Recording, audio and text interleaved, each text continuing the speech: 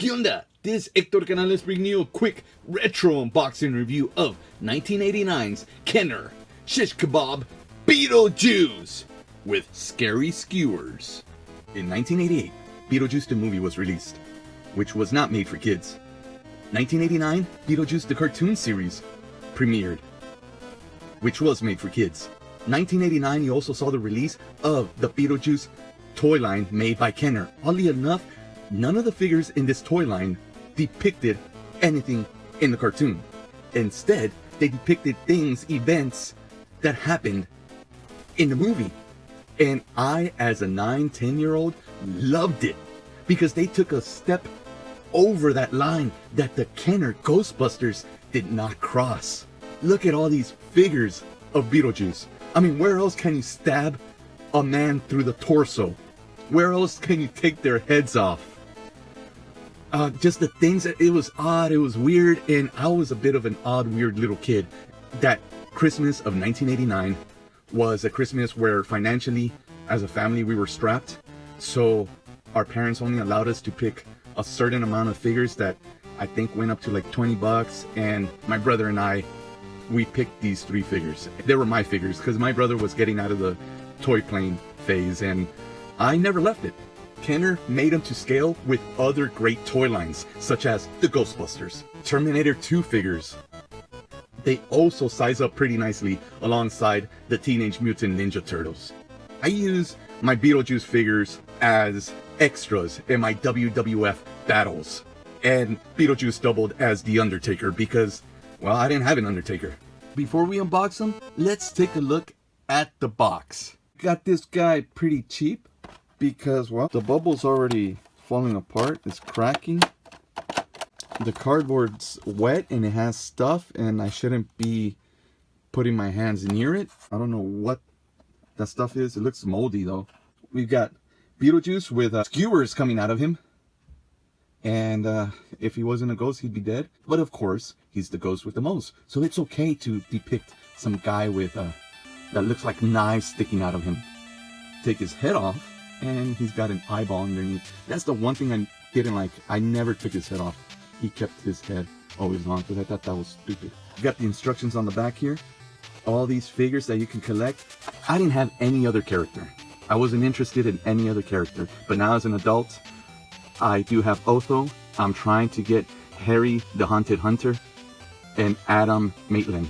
I do have a Vanishing Vault, and that one I got about 20 years ago at a toy convention for $5. The doll, which I actually had and my daughter actually played with it, remove the large head to expose an eerie eyeball. The large head is interchangeable with the bodies of other Beetlejuice figures. As a kid, I thought that was messed up because you had to buy this guy and this guy in order to get the Beetlejuice that we all recognize as Beetlejuice. Now, as an adult, I see the brilliance in their marketing because you had to buy this guy and this guy in order to get the Beetlejuice that we all recognize. Insert skewers through the holes in the Beetlejuice figure to make him a shish kebab. It doesn't say anything about stab this fool with all these knives. All right, let's get to the unboxing. Since he's already kind of unboxed here, let's just go with it. I don't think I've ever opened a toy this way. There we go. And here we have them, and like every figure, let's smell them. All right. And even though this thing was already kind of open, I thought he wasn't gonna smell like brand new toy, but it actually smells like brand new toy. It's not a very strong new toy smell, but man, I'll take it. Look at this figure from 1989. This is so cool. It's got a little bit of dirt here. Again, that bubble was already cracked, so some dust and stuff got on him on his left side here.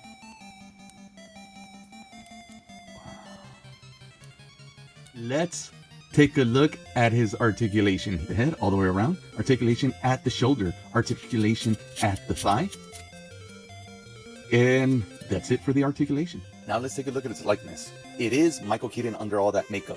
So let's see if this figure resembles Michael Keaton. And maybe not so much with his facial expression, but this right here looks like Michael Keaton.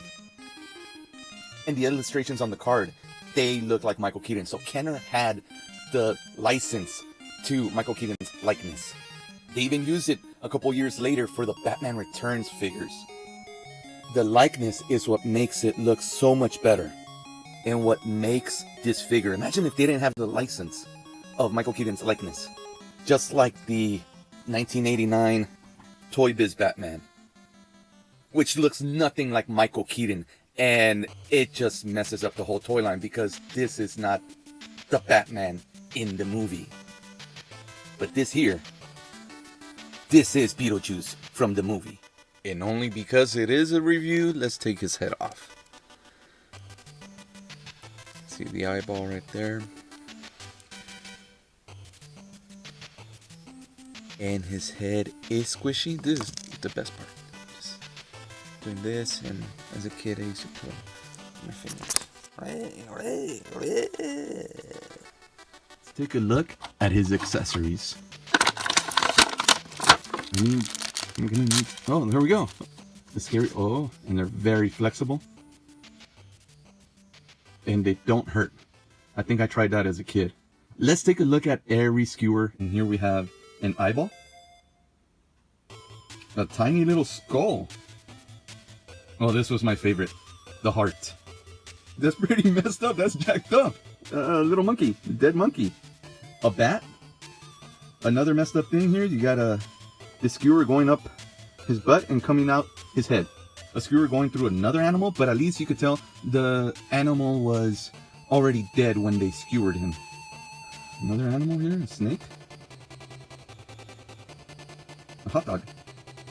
And this looks like a nice sandwich with cheese and an olive. Another living creature that's been skewered. Poor little animals.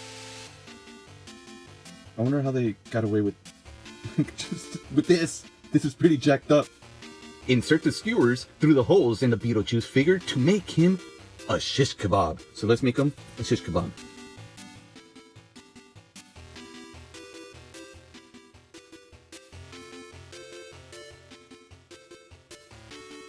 It's all messy here. Let's put the bat back here. And how about the hot dog too? And the spider too. We've used all the skewers. But I honestly don't like the way this looks. I want to see him a little more movie accurate. She ends up grabbing him.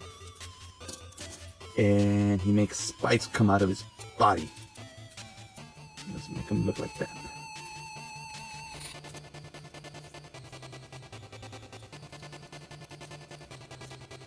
There we are. Beetlejuice looks excellent.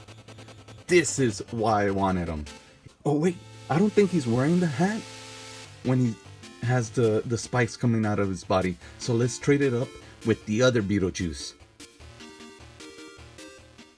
And this is a lot more like it. He looks great, but I really can't have my other Beetlejuice all headless like this. Or even with this head. It doesn't look right. So I'll just keep them like this. This really takes me back.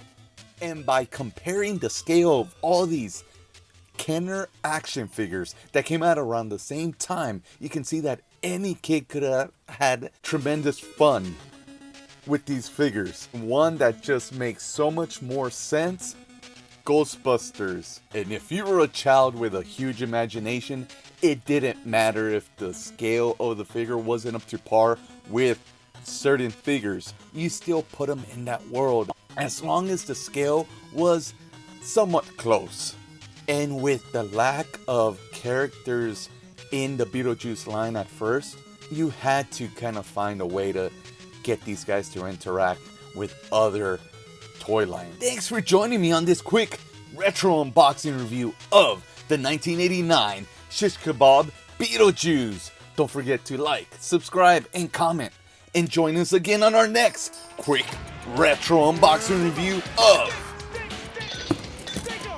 Larvell Jones from Police Academy.